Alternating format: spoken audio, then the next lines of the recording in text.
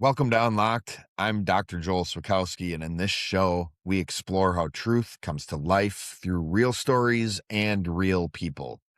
Today, I'm joined by Josiah Dempsey. He's the worship leader and a deacon at the church that I'm a member of, and he has quite the story. He's a young man who had quite the upbringing, and some pretty tragic things or diagnoses happened to him as a young boy, and his story is one that's incredible, learning how to cope and overcome a lot of the things he dealt with growing up to see the man he's become today. So I'm excited for you to hear his story. Let's dive in. All right, Josiah, thank you for being on the show. How you doing today? Oh, I'm doing amazing, Dr. J. Thanks for Good. having me on. Yeah, Pleasure man, and an honor. it's great to have you here. I've heard bits and pieces of your story in the past on a couple occasions. Was really inspired by it, and it's a fascinating story as well. So yeah, I'm just excited to have you on so that the audience can hear this journey you've been on. I mean, I know you now, it's been quite a few years, but now the position you're in, a leader in the church, and you've come a long, long way. And there has been quite the journey you've been on. So that's the part that I think the Unlocked audience would love to hear. So, man, how did you get to where you are today? Oh gosh, yeah, right. From little lost soul to like getting Yeah, into the church, starting to figure out who I am, and yeah, right, now it's like I am, a worship leader, and right. it's like deacon at the church. So it's like really starting from bottom. Now we're here type situation going Yeah, on. I mean So it's quite the accomplishment, worship leader and deacon, and a lot of other ways you've served in the church too. So, but you didn't yeah. start there, did you? No. No, I did not. Goodness me. Yeah. So, yeah, just to give a little bit of history, like I was always someone that people would call a lot, right? And it's like you experienced this when I first started coming into the church, but even before that, it's like that was a burden of mine that was very difficult for me to bear. Oh, It's like I just, yeah. Josiah. Oh, yeah, he's great. He's a lot, but he's a great guy. Yeah. Okay. Right, exactly. He's Yeah. super fun, but Yeah. sometimes a little too fun. It's All like right. he can't take things seriously. It's like, hey, let's calm down for a second. It's like, hey, it's like we're at a church service or we're at a funeral. It's like we can dial it down a little bit, every Yeah. once in a while. Yeah. All right. So that's been a burden you've had to bear, what, most of your life, if not all of it? Yeah, for most of my life. And it's like the unfortunate thing about it is because I wasn't really, and plus I was young, so of course, right? It's like give give ourselves a little bit of, mercy, for it. Yeah. But I still can be responsible for the damage that I caused for it. Yeah. And so it's like being so much and just being at, we'll just call it like that plus 10 for, most of the time at this energy level. It's like it caused, like a lot of misunderstandings. And, therefore it's like people interacting with me didn't know how to handle me. And that, could cause, like different pieces of damage, and caused me a lot to end up like shutting down more and more. So Um, do you have a memory of like when you became aware of like there's certain people who like I have all this energy, and there's just certain people who like just don't know how to handle that? I don't know. I think most of my general memories, I have some vague memories, like particularly of relatives. Okay. And so it's like when we would be at like family gatherings for, say, like the different holidays or birthdays or something like that, there would be times where I would start to pull the attention towards me. Okay. And it's like it's I'm not the focus. And it's like even when I'm not the focus at these particular events, it's like, and that would cause people in varying degrees of healthiness to, it's like tell me to, like calm down, quiet down. It's not about you. And it's Okay. like we need to be focused on this person. Yeah. All right. So that's at a pretty young age that you were already starting to see a pattern of that, huh? Yeah. Man. Yeah. And it's like because I didn't have any real kind of grid as far as just like outside of just stop. It's like there wasn't a lot of like, here's what you could do instead that I was given. Yeah. And, it's like only because it was all the information I had. And then, even like my parents or the relatives, it's like they were only working with the information that they had, doing the Yeah. best that they could. It's like all they could figure out was, it's like, all right, it's like, let's get him focused on something to kind of help with the discipline. Yeah. It's like, and kind of help, like, hey, it's like, can we channel this energy to something else that could help me kind of be, like I said, just more focused on being more of a benefit to others as much as I knew how to be. Yeah. So what was like your upbringing like? Like what like imagine when you're in school, that's a whole other challenge, but were there any ways you found an outlet for all this energy you had? Yeah, absolutely. So starting in school, like elementary, middle school, like I was, I started off being more of like a quote problem child because I just wanted to be learning. I was so energetic and so energized towards, learning and moving on and going through the different classes where the teacher or some teachers is like, we're just like, it's like he's disruptive. It's like, yes, it's for like kind of these right reasons, but it's like, it's still coming off as this excess disruptive energy. Yeah. Into middle school, I went to a school where there were a lot of field trips and a lot of like more interdisciplinary learning. And so like our gym classes every once in a while would be either like archery or bowling or, kind of these outlets just kind of in that where it's just like, oh, I'm still learning the information that I need to learn. But Yeah. it's in a way that I find very, very fun. And so like I can just focus on kind of being more myself and then just kind of like injecting some more positive energy just into whatever it is that we're doing as a class then, Yeah. Okay. which then led to high school where I like really found that theater was just Oh, the yeah. best outlet. It's like Yeah. for being me and just the energy that I wanted to bring. It's like that was the pinnacle of like, oh, I could just be dramatic. I can, be just this energetic, Yeah. just in this character, helping like the audience like feel the emotions of the story and just have a good time consuming, like this media and just kind of really see like the emotions behind these things. Sign me up forever. Yeah. Yeah. That's incredible. So then I imagine high school and after high school, like your life was great then and there was no conflicts and it was just a breeze. Like you found your thing, right? Theater. Right? Everything go Absolutely. great there? Yeah, Yeah. I wish. Yeah. So what ended up happening is that even while I was finding these sources of energy in middle school, like fairly early on, I was diagnosed with a medical condition called Crohn's. And the connection there is that you have this kid who's all about having fun, who's all about like seeing the positive version of the future all the time. Yeah. And now I'm being told I have this condition, this disease, which so far is incurable. Doom and gloom. So Like here's a doom and gloom for the rest of your life. exactly, Oh exactly. man. Brutal. Yeah.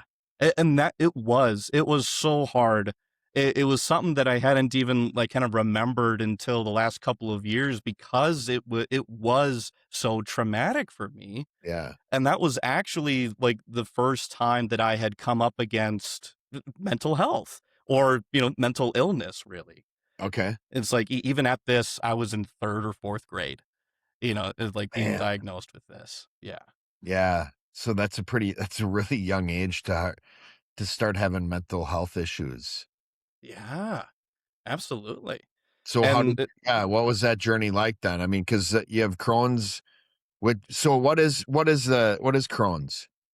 wonderful. Great question. So Crohn's is what's called an autoimmune disease. Okay. Essentially, what that means is that my immune system attacks my body as if it were a foreign object. So, right? Exactly. Yeah. Awesome. So fun.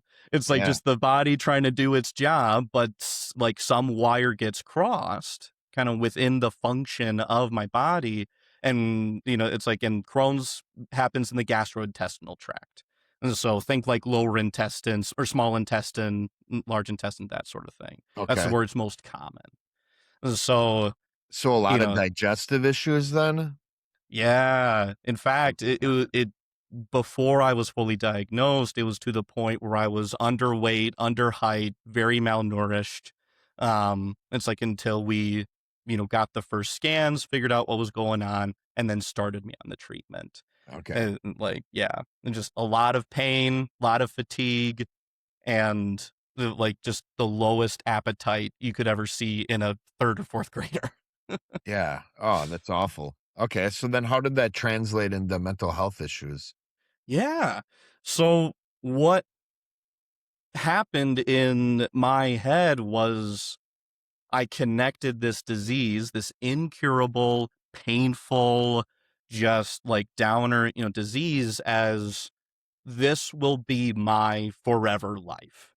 It's like there is now everything good or anything that I could be a part of or anything that could happen in my life, and also the Crohn's. Okay. It's like, oh yeah, like birthdays, camping trips, and also Crohn's. Theater and also Crohn's. Oh, yeah. Yeah. So what that caused in me was like this conflict, this disconnect, this almost this dissonance between like, yeah, I could like I am doing things that I'm finding energizing, but I've just got this super negative part of me that I had started to kind of internalize as I am my Crohn's. And it's like, and I'm just bad. I'm Okay. just in a bad spot. And now again for the rest of my life, which again for a very young, like future oriented person, it Like a just death like, sentence. yeah, Oh man. That's brutal. Okay. Well, yeah. how'd you cope? So a lot of it was just trying to find the most fun thing to do. It's like that became basically my entire plan. It's like through Yeah. middle school and high school. It's like I have this thing. I'm living in this like, just this world of like anxiety and like kind of this depression too. Because then, on top of that, I'm dealing with bullying, in middle school Oh man. particularly. Yeah. It's like because again, I'm a lot, right? It's like Okay. I can't handle my burden right now. Yeah. And then you add on to that the Crohn's, it just created this picture of this person who's just desperately trying to forget and move on from this very negative diagnosis in any way he can. Yeah. So like my coping was, it's like a lot of video games, watching, YouTube videos, and then, just diving, head first into any sort of just fun activity or event that I could through middle school. And then, yeah, especially in high school, where it's just like, oh, theater? It's like, then I'm signing up for every production. Yeah. It's like Okay. people are hanging out. It's like, freaking sign me up. Yeah. It's like, I never want to be not hanging out with people. It's like, that's the only way I'm going to be able to have fun. That's the only way I'm going to be able to keep my mind off of things. Yeah.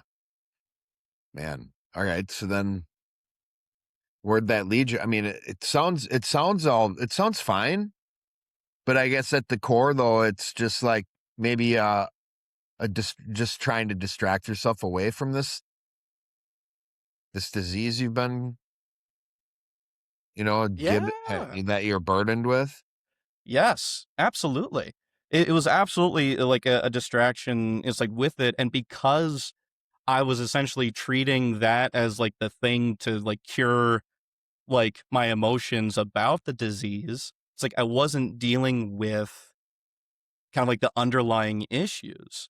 Like one of the biggest things that I dealt with was like my appearance towards other people. Okay. And it's like I was so concerned about how other people perceived me.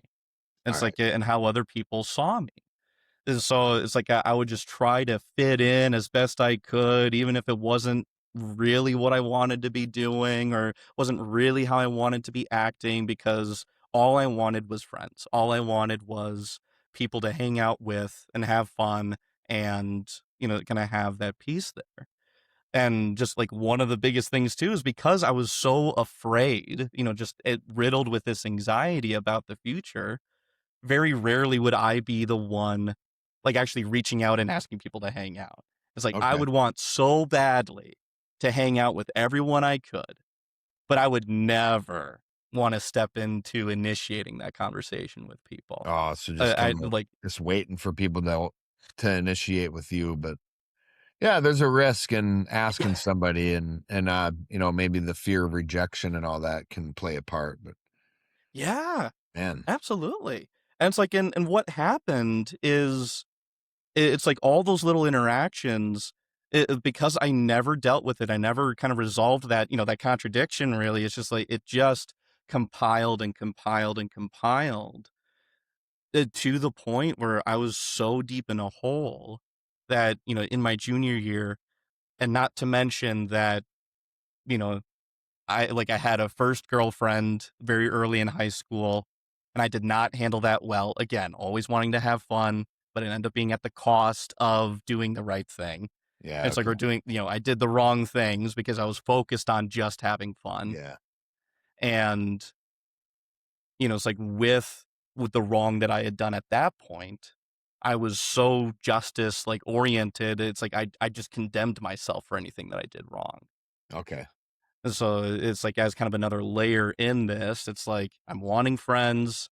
I'm very in tune with like what seems fair or what seems unfair, to the point where if I do anything that goes against what I think is fair, I'm just condemning myself. all right, yeah, oh And man, so that led eventually to junior year, where like I had like my first like suicidal ideation. oh really?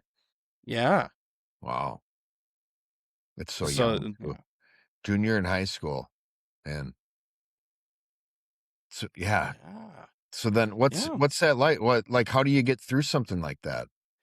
Yeah. Well, it scared me enough where I reached out for help.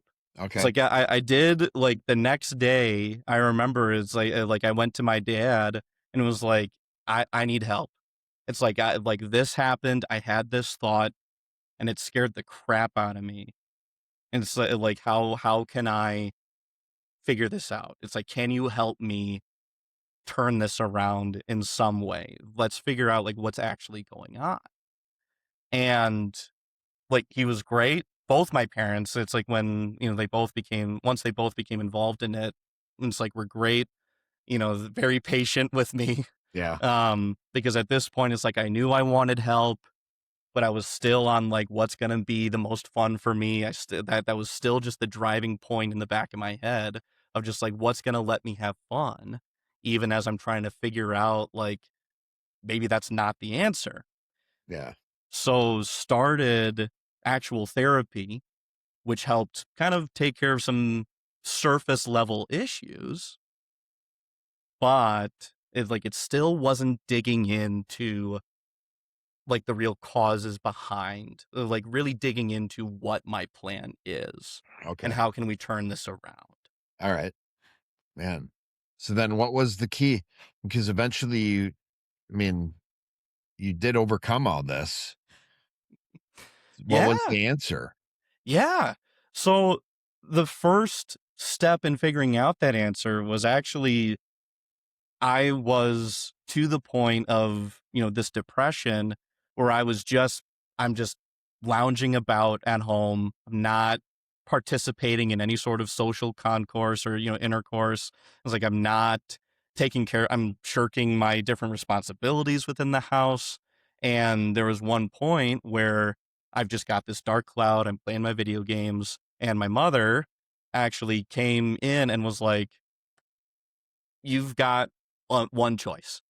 You can, start to, buck up and pull your weight around the house and, agree to start growing, or you can move out and find your own place to live.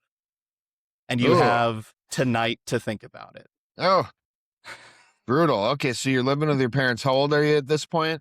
This is around like 18 years old, Okay, 18, 19. out of high Uh, school. yep, out of high school. I had done, like some college, um, which, it's like kind of played into, again, some of it because I was wanting to get into the theater program at Stevens Point. Again, right? The theater, back to that, big Yep. energy. I thought that might have been the answer, but then I didn't get accepted into the program. Okay. Which at the time I'm sure was devastating looking back now. Absolutely. So you have this whole strategy growing up of like, I need to be around people. I need to be around people. I need to be around people. And then Yeah. things get so bad and turned around that your strategy becomes just complete isolation. Yes. And this is the moment your mom essentially says, pull your weight around the house, be an active part of the family or you're out. Yep. Man, Absolutely. what's that like? That terrified me. Oh my gosh. Yeah. So the like that night I'm just like mulling over it, and the next day, to her credit, it's like I went to her. I stated, "You're right. It's like this does need to change. Can you help me with this?" And we determined some steps, helped me get a plan together to start picking up after myself and taking care of like my own needs around the house, as well as just taking care of the needs of the house. Yeah. It's Okay. like if I was going to be living there, Yeah. to the point where then she connects me to uh this man. I believe you've had him on the show before, Pastor Jonathan, Yep. Jonathan. Yep. who, Oh yeah. yeah, it's like who was helping, this group of young people through, uh, like essentially like a form of, like this restoration, like process, Yeah. like, and so, just getting some information to help these young folks understand who they are, to help them, kind of bear their burden a bit. So Okay. she connected me to him, and that really was like the key. That was the answer. So what'd you guys work on together? Yeah. So what we worked on was first just helping me figure out who I uniquely am. Okay. So because that was something that I never understood. It's like, and to the point where, because I was so just kind of like beaten down on myself and from others, like I was almost just this shell of like who I am today. It's like I was very soft spoken. I was very much about just like, okay, let me just do what I'm told. Let me just, be the good soldier, and just, like whatever the needs are, fine, I'll fill it. Clearly, no one wants to hear my opinions. No one wants to hear, what I have to say. Again, not that I was saying a whole lot of good things, but that was part of Yeah. the that was part of the burden. Right. So we started off with that, and then the biggest turning point in that was helping resolve these different contradictions that I had. It's like I remember it had gotten so bad, was that it had been kind of manifesting as this physical pressure in the front of my head. Oh wow. And Okay. it, like, after resolving this contradiction of like, well, hey, it's like, if you want to hang out with people, are you asking people? It's like, no, I just want people to ask. Yeah. Yeah. Uh-huh. Yep. And I remember, yeah, Especially a guy who's wired for justice, right? And for fairness. It's like calling you out on that contradiction is essentially also drawing on that sense of what's fair and what's unfair within you. yeah.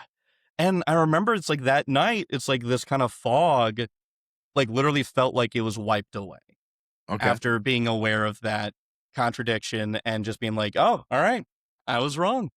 Yeah. If I want to hang out with people, I should be willing to also ask to do so. Yeah. Right. And Nice. that's what got me connected to, just like, all right, this is the growth journey. Okay. Let's get started then. Yeah. So what happened from there? So from there, that's when I got connected into Music of Life Church. And I remember was the Wednesday night service the first time you came? Yeah, you were starting to come to the Wednesday night service there. Yeah. Yeah. Yeah. It's like, and what was so funny, I find it a lot more funny now, but it just like hearing the stories of, it's like, now I know who I am. I'm feeling more settled in being someone who, like likes to talk and is able to, progress in my own thoughts through talking and just being energetic and all that, and all that jazz, where I kind of dipped back into a little bit of being a lot. Yeah. It's like, but it's just like, all right, it's at least I'm feeling settled now. Right. Right. So, Yeah. but now it's just like, okay, how can we still kind of mold this personality into something that's even more and more of a benefit for other Right. people? Yeah. So what was it like coming to Music of Life Church then? I mean, It it's an outlet. was, yeah. Clearly, you're able to be more yourself, but then, I mean, you're still part of the same church. So what was that journey like for you? Like it was, like in a word, it was awesome. It was Yeah. amazing Yeah. because what I was able to see and experience is this level of energy and this level of like greater peace within myself that was beyond anything that I had experienced in the past.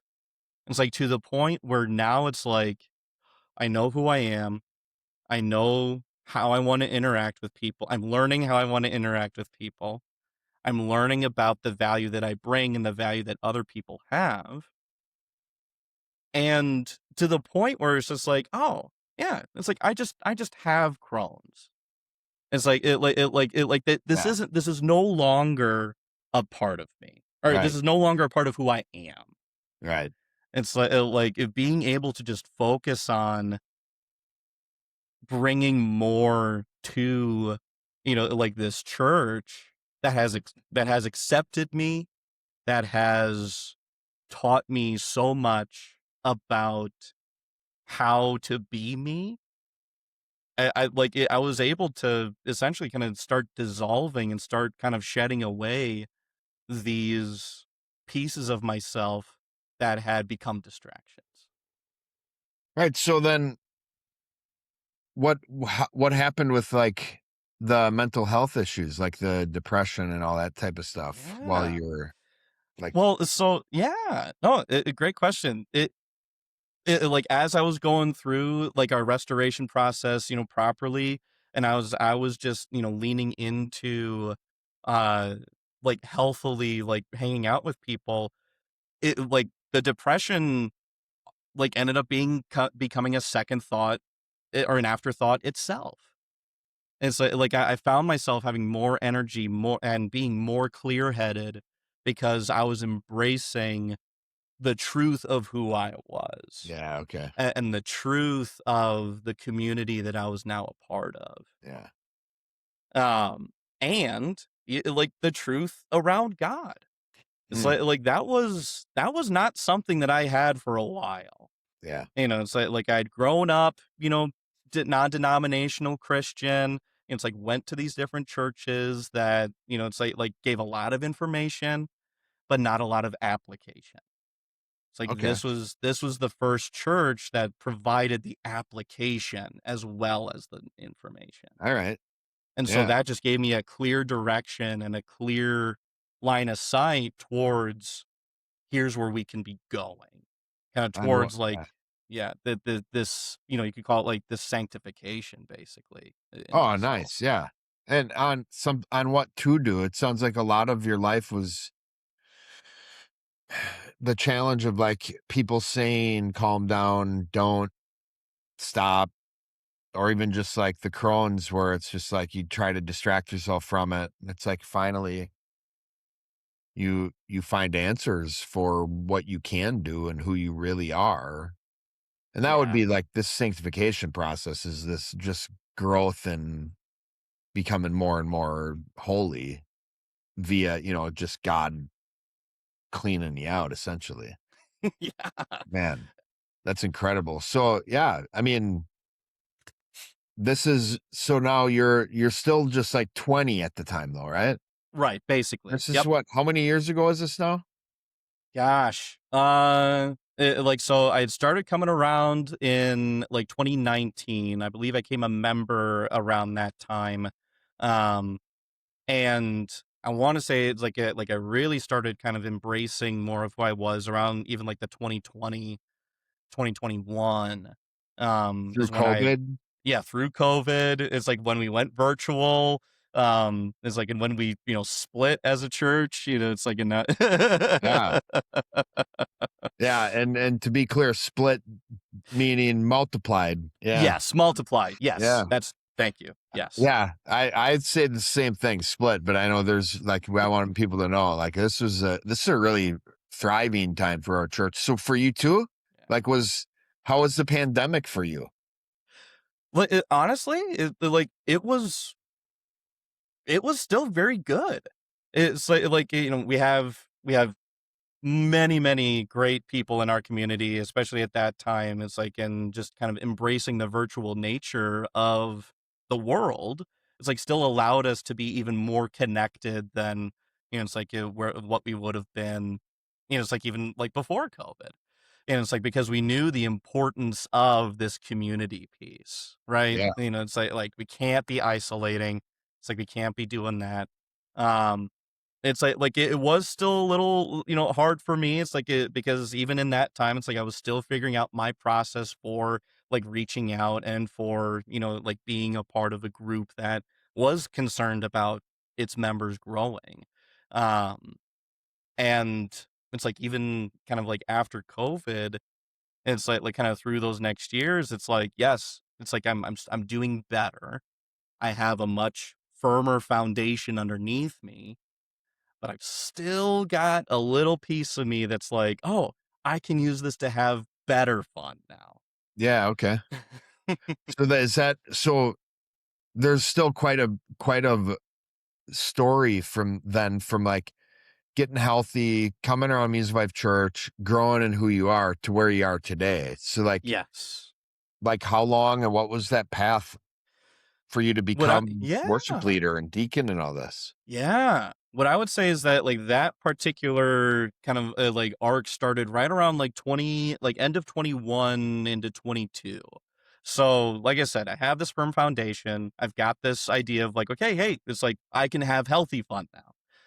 So, like how I used that or how I approached that was, hey, it's like there's theater around, like kind of outside in the community. It's like, oh, I can handle doing theater now. It's like I can handle, going into these projects and, having this fun outside of the community. Yeah. And it's like let's just dive into that. The like what I experienced through that was really I deceived myself. It's like Okay. what I eventually saw because it's like I'm seeing this as an opportunity. It's like, you know what? It's like I can hang out with people outside the community, kind of evangelize, kind of show them it's like what it means to be a healthy person. But the more and more that the more I did it, the more I was hanging out, the more I was having this fun. It's like the focus ended up shifting.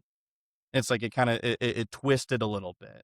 It's like, after every show, it's like we'd be celebrating and, it's like we'd be, at the bars, it's like, having drinks and just having a grand old time. And it's like I found myself leaning more and more into just like, let's just be as loose as possible. It's Okay. like, let's just have, and like, what gets me the loosest being blasted out of my mind. Yeah. It's like just having these drinks and that is what's fun. And I can justify it because I'm hanging out with these people. It's Right. like I've still got I've still got the best thought process out of all these people, and it's just like I could just have this fun, and just forget about it. So it sounds like a lot of you'd built this strong foundation. You try to do theater again, thinking I have this firm foundation, but then what you end up finding out is there's still some of those old behaviors within you, still some of these old, maybe, ideas for what your life should be. Yeah, because really it's like what I was seeing this acting piece as was like the engine to get what I wanted. Okay. So basically my belief was if I can be an actor, I'll be happy because I'll have all the friends I could want to hang out with. I could have all the performances to be a part of that I ever wanted, and and I could be a part of like all the parties that I could ever want to be a part of. All right. Because it's like, all right, it's like we're acting, especially in this theater, it's projects. It's like you're doing projects with people, and so you have this this back and forth between the tension and the relief, right? It's like as far as like, okay, it's like tense, tense, tense, tense, tense, perform, perform, perform, and then at the end of the night, it's like, ah, dude, that was so awesome, that was so amazing, let's just rock out, Yeah. Yeah. So, like, was the dream? I mean, it sounds like you had all these like collateral things about being part of a theater troupe were like kind of the real reason behind acting. Was there like dreams of Hollywood or anything like that, or was it just Yeah, like there were some ideas of just like, hey, it's like I've got this experience. It's like maybe there's like voice acting, maybe there's like just some small bits and pieces like radio, audiobook stuff. It's like it was like never quite dreams of like the actual like Hollywood or even Broadway, but I'm just like, you know what? It's like I feel like I could do something in acting, something performing. There was even a point where I thought maybe I get into streaming. That's a performance of some kind, like yeah, just yeah, like me performing for an audience. It's right? like that's kind of the bit there. Yeah, Um, yeah. It's like unfortunately, right? Like I was saying, it's like in this deception here, it wasn't sustainable. And what ended up happening is that because it's like I was just so focused on having the fun, it ended up bleeding into other areas of my life. So it's like I was so focused on having the fun, I was neglecting like the actual meaningful relationships. It's like between, me and like the folks I was hanging out with in theater, and it was affecting my work. It was affecting my job. Because it's like for all intents and purposes at that point I had a job that I would have wanted to stay in for like a long time. I would have had yeah, my career job. But because it was still work, and not the most fun not thing I fun. could be doing, like I let that affect my thought process around it. Yeah, I let that, affect me in such a way where it like I really shirked my responsibilities at work to the point where like they rightfully fired me once they figured out what was going on. Because that was the other thing is that I was lying to myself and those around me about where I was. okay. And this is all while you're like, so the stuff in the theater community and all that is starting to suffer. I mean, you're just wanting to have fun with these people at the drop of a hat, suffering at work. What was and then Music Life Church too, those relationships you're Yeah, involved in at church, what was that? What was going on with all that? yeah, I mean, really at that point, it's like I had gotten really good at compartmentalizing. Okay. And, it's just like, okay, when I'm at church, I'm on, and it's just like, it might not be, it's like I can't say that I was like really fostering any like real meaningful like connections there, but whatever I was asked to do or like whenever I was on, it's like I was focused on at least being on. It's Yeah. like I was getting to be a part of the worship team at that point, just as a member of the team. So kind of getting into being one of like the singers on the team. And then also just barely starting to kind of like help out around as far as setting up and cleaning up, Yeah. like that sort of thing. but that was about it. It's like, Okay. and again, it's just like when it was church time, it was church time, and then Wednesday was off. I'm just like, oh, I can just have Yeah. fun now. Which, yeah, is not quite how our community works, right? That's one of the things that I think has been special about Music of Life Church is the people who are really in with both feet, the people who are a part of this community and really know what it's like, realize that most of the work of our church happens between services. Yeah. Because we know a lot of the focus in what church is meant to be is this social intercourse, like you were saying earlier, and this fellowship and living life with each other and not just going to church with each other. Yeah. So yeah, so like there's this big piece that you're starting to miss out on with this community when the only focus becomes 3 hours on a Sunday morning. Yeah. Absolutely. Yeah. And what happened then is like with that focus on the fun, just letting my thought process slip lower and lower, like outside of church and not getting involved, not involving people. Because at this time I was still talking with people too. But again, it's like I had just gotten so tangled up in like this is the most energetic thing that I want to be doing. Why would I want to change what I'm doing? And I know I'm not doing the best, but it's like, it's like that means I'm just going to double down on what I'm wanting to do. Yeah. That eventually led to, like me hurting the people then that I was hanging out with through the theater. And Okay. so it's like I hurt someone that it's like I deeply cared about at the time. And it was basically the same weekend between, or it was like September of 23 when it's like I wronged this, like fellow, theater person that I had, garnered quite a deep relationship with. And like the next day was essentially ostracized from the community. It's Oh, like so brutal. so I lost this huge connection that I had.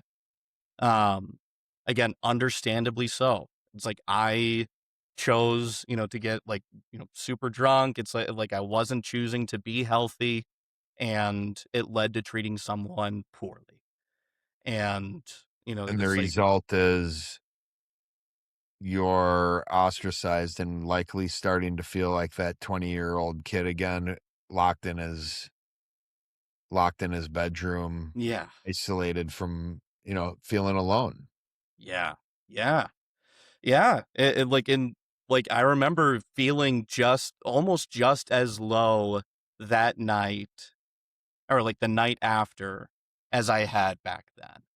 Man. Like it got so dark so quickly Yeah. because I'm losing this huge part of me. Again, I had just tied it to who I was. Yeah. It's like I had done the same thing. Yeah. And again, it's like now I've lost the fun thing and now I have to still work. Oh, man. My life has just become a drudge of just tension. Yeah. Yeah, so Oh, 2 man. months of dealing with that, not wanting to deal with it, avoiding the tension of work.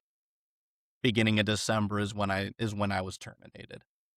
It's like, Oh, okay. yeah, it's like I had essentially stopped working. I had stopped doing my job. I was just collecting the paycheck. It was utterly unethical what I was doing. And it's like and they rightfully fired me. Um And it was at that point where I realized this is the bottom. It's like this is I could very well lose my ability to even have fun in the future. So I clearly need to have a different focus. I clearly need to be moving in a different direction. Yeah. Man. So yeah, another awakening moment and in a response that's incredible. Like, this is another version of, your mom giving you this ultimatum and then you saying, yeah, I'm ready for help. Yeah. And even earlier than that, when you asked for help when you were a junior in high school. So you have this like ability to ask for help, but it's like, man, what does it take then for Josiah to be somebody who doesn't, who builds a foundation and remembers that foundation? What it looks like, I mean, first off, I remember it's like after losing that job, it's like, all right, just get ready for the hardest causes. And one of them being we're doing 100 applications in 1 week. It's like I'm just That sending isn't off. fun at all. No. Yep. And that was essentially it. It's like, okay, it like the plan was have the most fun. Well, what's the opposite of that? It's like we're gonna do things even when they aren't fun. And Okay. especially when they're not fun, Yeah. because it's the right thing to be doing. There you go. It's like we're turning this around. We're starting to, like live the opposite way. It's like, and instead of like, all right, I want to have the most fun regardless of who it hurts. How much fun can I have? Can I help other people have, Oh, even if I'm not having fun? that's a different take on it. Yeah. Yeah. All right. So that became then the focus. It's All right. like I had broken, I lost my, like my connections. I lost, like these plans. And so, all right, let's focus on helping other people have fun. Let's focus on building not my house, but God's now. Okay. It's like it's like that was the breaking point, and the foundation was letting go of everything that I want to get for myself. All right. So then you have this other awakening, you have this new discipline it sounds like you're building. What was that journey towards how we Yeah. started this episode of like, what did you do to get to a place where worship leader, deacon? Yeah. I spent a lot of time just buckling down and essentially almost forcing myself to step into tense situations. The first thing that I did in 2024 was step into this, like this, essentially this exercise kind of health regimen called 75 Hard, Okay. where it like the cause is we're doing this like basically the hardest thing of like almost unreasonable amounts of exercise, but it's we're spending an hour or two a day exercising. We're sticking to a diet, any diet, but just stick to it. No cheat days. We're, finding something productive to do at least 30 minutes per day. We're focusing on water, and I can't remember what the Is fifth one of thing them like was. reading a certain amount Yes, every day? reading something productive, like Yeah. 10 pages a day. Yeah. And if I miss one day, I start back at day one. That The I've heard people do this before and it's like, wow, that sounds hard. And it's like, yeah, it's in the name. It is, Yeah. but it's what I needed Yeah. as just this initial practice of like, I've been spending so much of my life avoiding stepping into hard things. I'd been habituated to just avoiding tension. Yeah. And so this is something that I need to do to start leveling up and start getting a greater and greater positive emotion towards stepping into tension. What does it look like to be able to step into something productive and, right, and not have a crappy attitude about it? Yeah. Man. So that was like the first step was, all right, we're going to do the 75 hard thing. I had to restart one time. I did not want to do that again. So Good work, man. Okay. So I accomplished that. So then the next step was let's translate that drive, that desire to do the tense thing, and translate that process into stepping into the tense things at church, All right. which included diving into the worship team again from the right perspective. This isn't about having fun now. This is about helping the congregation. Nice. Um, and even like helping out at church. I'm someone who likes to talk. I don't like to do a lot of things, Right. but I'm a young guy. And at that time, the people setting up the church were all of the elders in our community. It's like we're Yeah. having these, 50, 60-year-old, like women carrying around chairs, setting up the seats around the house. And I'm just sitting there on the couch talking with people, just letting it happen. Yeah. It's like, hold on. This is backwards. Yeah. It's like what are we doing? Yeah. Yeah. Yeah. Man. So just like seeing the value in stepping into doing Yeah. rather than just justifying as, it's like, well, I'm not a do person. Right. It's like that doesn't matter. It's like what's going to help me grow is being focused on being a benefit for others. And that includes doing things that I might not necessarily want to do. Right. So then what's your level of like enjoyment in life at this point then? If you've grown into this person who's disciplined enough to know, although I may not want to do what I'm about to do, if it's right and if it helps other people, I'll I'll grin and bear it and bring a benefit. That still sounds arduous though. So like what level of enjoyment are you having in life? I am having like as high of a level of enjoyment stepping into like these tense things, being, a leader and kind of in these contexts as I have enjoyment doing theater. And Wow. so because it's like, especially so, going through deacon, that's serving the church, filling the tangible needs. That was the Yeah. first step.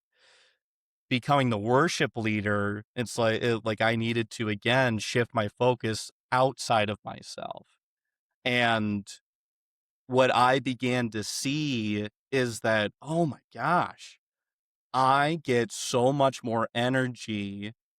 It's like I get a ton of energy when people feel what I'm feeling. What I found was that I can get so much more energy when the feeling that I want other people to meet me at is how much I care about their growth.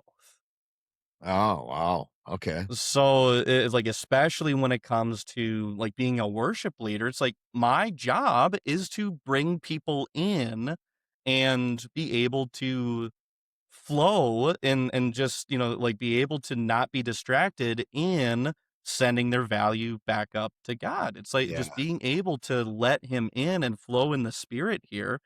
I can't have any part of myself distracting that job.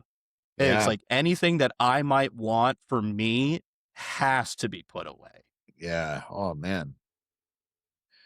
Man, so then what's the like you're a man of the future. What's the plans moving forward? Well, one of the big things that I'm wanting to do is like really kind of master my own skills as a worship leader. So Okay. I play the piano. Yeah. It's like for our worship team, and what I want to see is a level up in even our community, is like in our church, in how we worship and Yeah. how, it's like like I want to be able to, like usher, like the congregation just into the throne room of God every week. And I want to see them just, be this like beacon of just light, is like just as far as like, all right, anyone coming in or anyone seeing it's just like, oh, they know how to, like be flowing. They know themselves so well that they can just, dive in Yeah. and just have this energy and have this love about them. Yeah. Um, yeah. Awesome. All right. One more question for you, Josiah. Yeah. What do you tell the kid or the young man, young woman who might be listening right now that's been told their whole life that they're a lot? Mm. What's your advice for that person? What I would say is that that may be true, but what you can do is use that energy to help the other person see what is exciting about their life. Oh, wow. Okay, that's a good answer. Man, you know, one of the things too that I've recognized, especially knowing you from you, like I remember some Wednesday night services where you were, let's say a lot, and you would talk a lot and you would talk for long periods of time.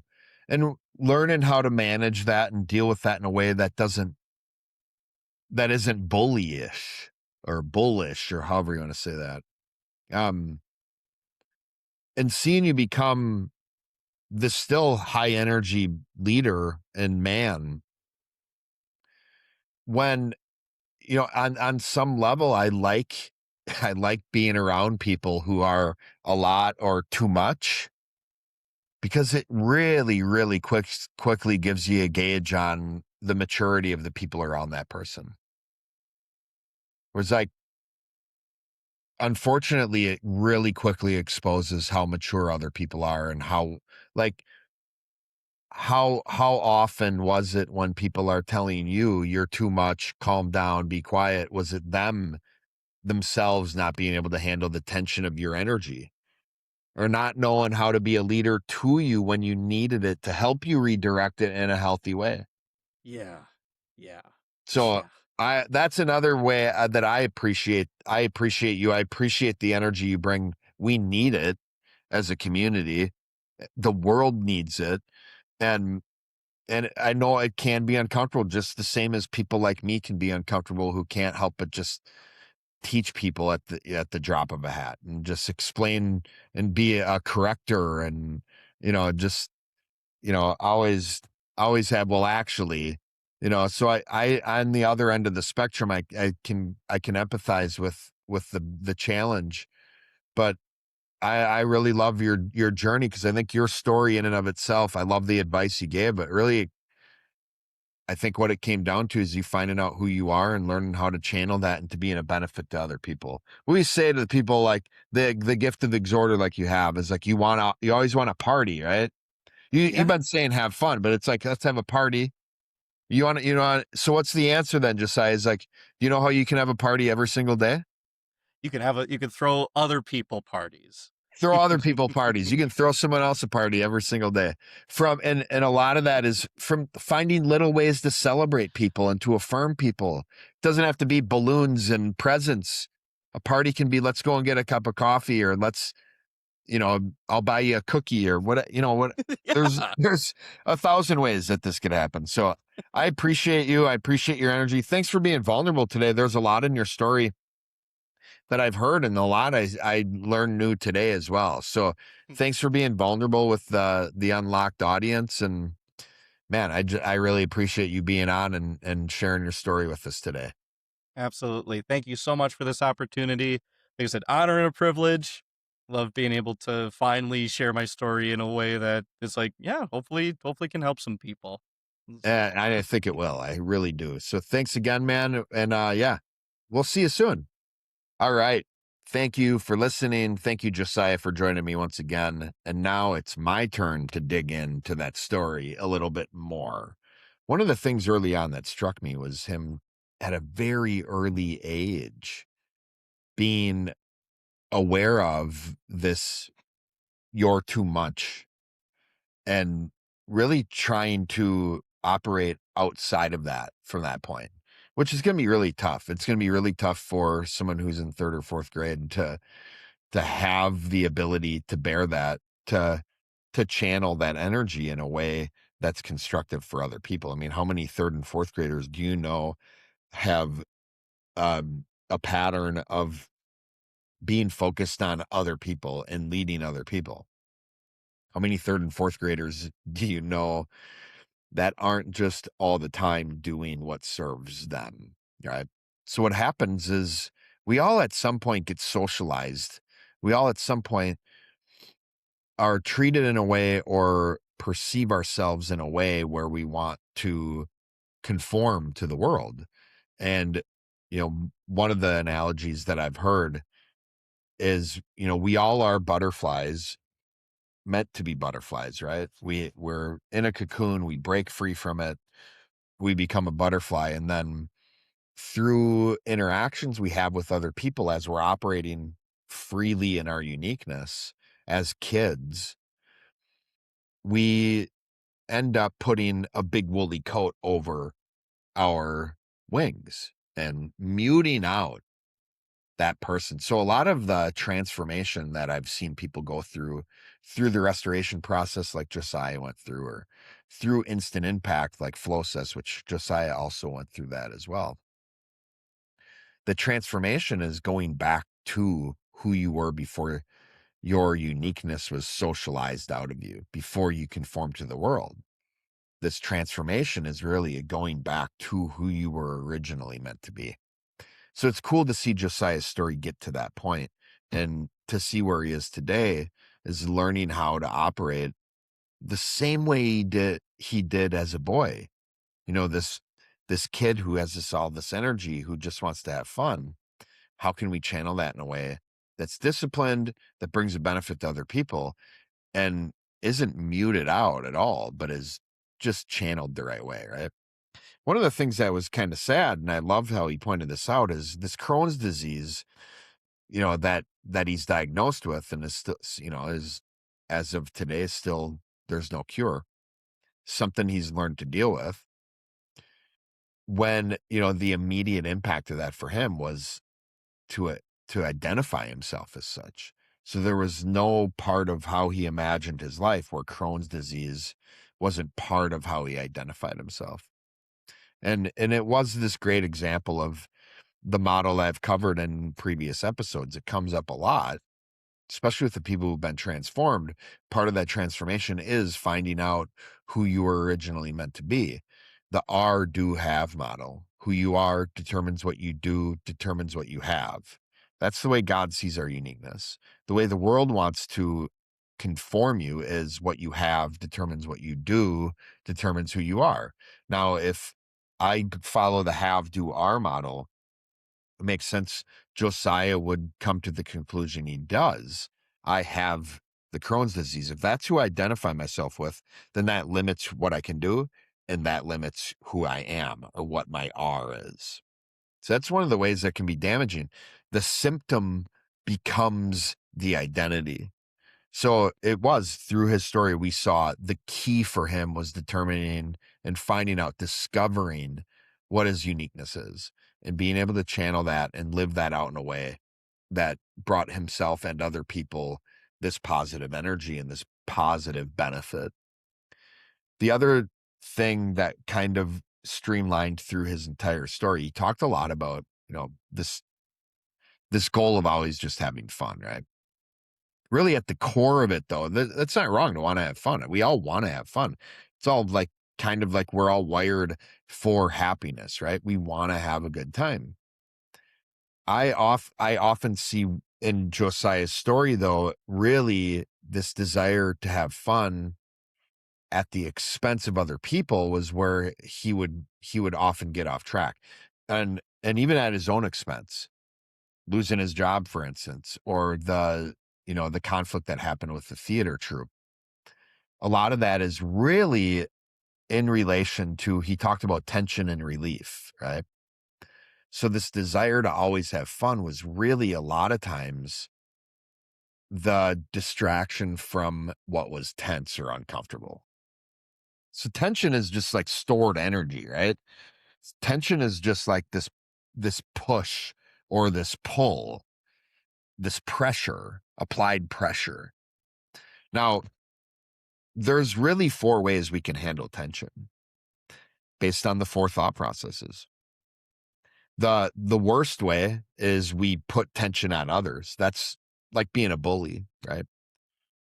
The next way is like what we would say in restoration, according to the animal thought process, is avoiding it or distracting yourself. And this is a lot of what you could see in Josiah's story before he was transformed into the man he is now was like a lot of this attempt at always having fun was really a distraction away from the things that were bothering him, the tension of his life, the tension of the Crohn's disease, the tension of being too much. The third way is like the human. How does a strong human handle tension? You bear it, right? You muscle through. This is the mentality of pain or tension, right? Pain is weakness leaving the body. So it is just the grin and bear it mindset. It is discipline, right? But that only brings us so far, and eventually it wears us out, which part of Josiah's story was that as well. And then what you can see in Josiah's story now is this high level, this truth perspective. How do we handle tension in this truth mindset? Really, what that would be is you step into it. You see tension as energy. You don't see tension as good or bad. You see it as well, in fact, you may see it as good, actually. Tension isn't the bad guy. How you handle tension is going to determine what is done with it, if anything's produced or if anything is destroyed. Really, this truth mindset would see tension as a half of a whole. It's tensioned and relief. We all want relief. We all want to feel those pleasure chemicals run through our bodies. It reminds me of this. We used to do these improv nights at church, actually, on almost like a monthly basis. And I remember my journey of like trying to really grow in my ability to handle tension well was, and I like a challenge. So I would volunteer for these things. If there'd be an improv night and we all have to participate, I tended to volunteer to go first. Part of it was like, I'm going to push through this tension. I'm going to get through it. Part of it was this mindset of this third option of the muscle through, the grin and bear it. I'm going to volunteer though.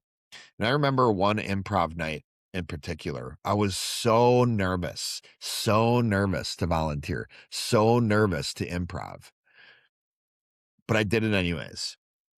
And I don't even remember what the improv skit was. And I'm sure I bombed it. I was never the best at those, but I was always one of the more brave and wanting to volunteer to do this. But I remember after my skit was done, just the energy I had was through the roof. I stepped into the tough thing first and enjoyed the relief as an effect. The tension and relief went hand in hand. And I remember, I feel like God taught me something in that moment. The feelings I had were so great, so great. It's like monumentally happy, joy, just through the roof. I remember sitting there thinking, this is how I want to feel all the time.